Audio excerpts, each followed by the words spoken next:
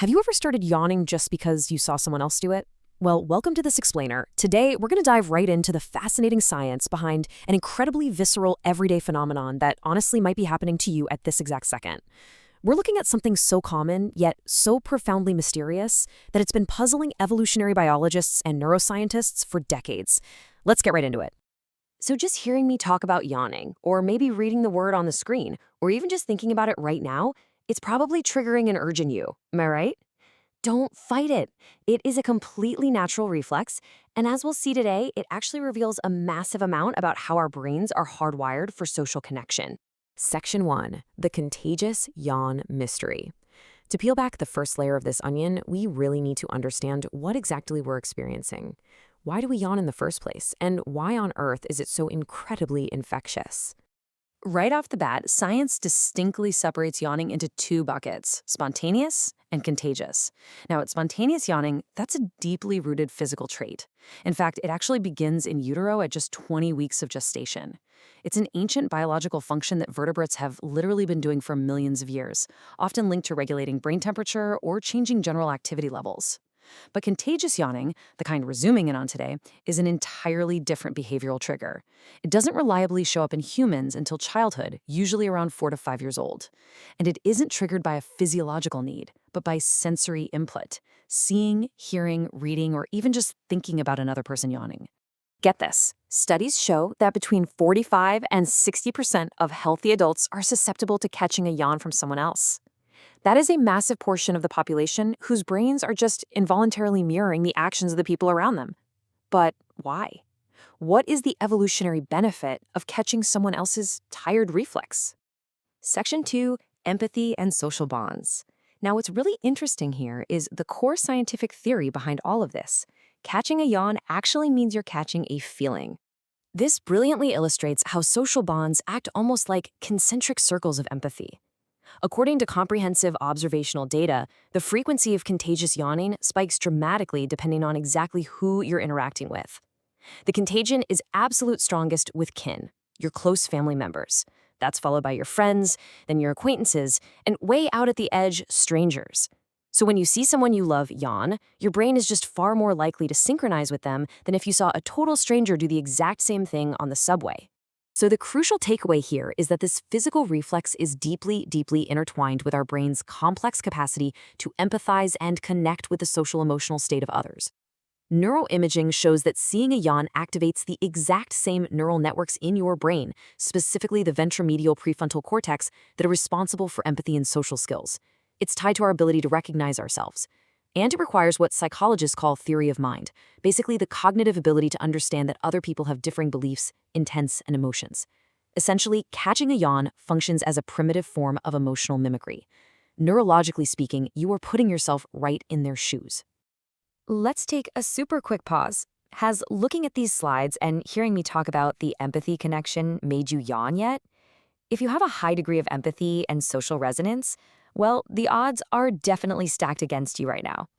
Section 3, Yawning in the Animal Kingdom. Let's shift gears to the animal kingdom, because if this really is an evolutionary tool for empathy and social bonding, we shouldn't be the only ones doing it, right? By comparing domestic dogs to their closest wild relatives, wolves, scientists stumbled onto something truly remarkable. Domestic dogs actually catch yawns from humans. This is a super rare cross-species phenomenon. And even more fascinating, dogs show higher rates of contagion when the human is their familiar owner compared to a stranger, which perfectly mirrors our own human empathy biases. Wolves, on the flip side, catch yawns from other wolves. This demonstrates that contagious yawning is a deeply rooted ancestral mammalian adaptation meant for intra-species communication. The fact that dogs catch human yawns, that shows how domestication actually transferred this empathic resonance from their own species directly over to us. And it isn't just canines either. Our closest primate relatives, like chimpanzees, bonobos, and gelada baboons, they all yawn contagiously. It's also been observed in domestic pigs, sheep, African lions, elephants, and literally even a species of bird called budgerigars. For these highly social animals, catching a yawn serves a really vital purpose. It helps to synchronize group behavior, coordinate their activities, and maintain social harmony. It's a silent, totally unconscious way of saying, hey, I'm on the exact same wavelength as the rest of my pack. Section 4, Testing the Empathy Theory. To really put this theory to the test, researchers didn't just look at animals. They looked at human populations that represent statistical outliers in social resonance. This comparison clearly delineates an important psychological distinction. Studies show that adults with high levels of autistic traits, as well as adults with high levels of psychopathic traits, both show a reduced susceptibility to contagious yawning. But the underlying mechanisms are distinctly different. For individuals with autistic traits, the reduced contagion is secondary to a diminished attention to the faces and eyes of others, so a difference in cognitive empathy. In stark contrast, for individuals with psychopathic traits, the reduced contagion is linked to a background deficit in emotional empathy. They see the yawn, but their brain simply doesn't emotionally mimic the state of the person in front of them. This is a huge indicator that contagious yawning requires multiple, fully functioning empathetic pathways. Researchers also found a bizarre curveball when testing the population. As we age, our susceptibility to contagious yawning actually decreases. And this isn't just in the elderly. It consistently drops even in populations under 40 years old. Yet, your own personal susceptibility remains highly stable over your lifetime. Basically, if you're a big contagious yawner today, you'll be one tomorrow. Strangely, though, age only explains about 8% of the variance in why some people yawn and others don't. Time of day, intelligence, climate conditions, none of those explain it either. There is a massive piece of this puzzle that's still missing. Section 5, Evolution and the Brain.